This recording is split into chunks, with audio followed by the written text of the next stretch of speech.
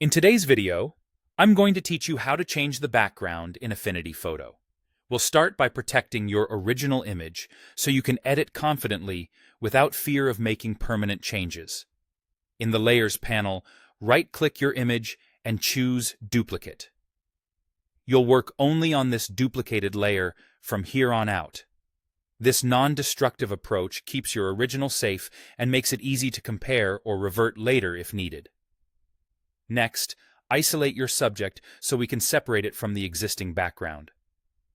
Select the Selection Brush tool. With it active, paint over the main subject, whether it's a person, a product, or any object you want to keep. As you paint, Affinity Photo detects edges and expands the selection. If the selection grabs too much, switch to Subtract to remove areas. If it misses a spot, switch back to Add to include it. Take your time here. Clean edges are the foundation of a believable background swap. For complex areas like hair or fur, click Refine. In the Refine dialog, gently brush over tricky edges to improve the transition and reduce halos.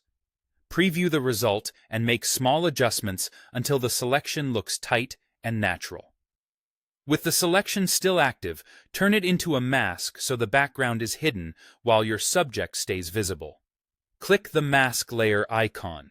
It looks like a rectangle with a circle. This instantly separates the subject from its background on the duplicated layer. The beauty of using a mask is that it's editable and non-destructive, so you maintain maximum flexibility as you work. Now it's time to bring in a new environment. Go to File, then Place, and insert your new background image. It will appear as a new layer. In the Layers panel, drag this background layer below your masked subject layer so the subject sits on top. Use the Move tool to resize and position the background. Drag the corner handles to scale it so it fills the canvas and complements your composition. Adjust the placement until the subject looks naturally grounded in the scene. At this point, you've completed the core workflow.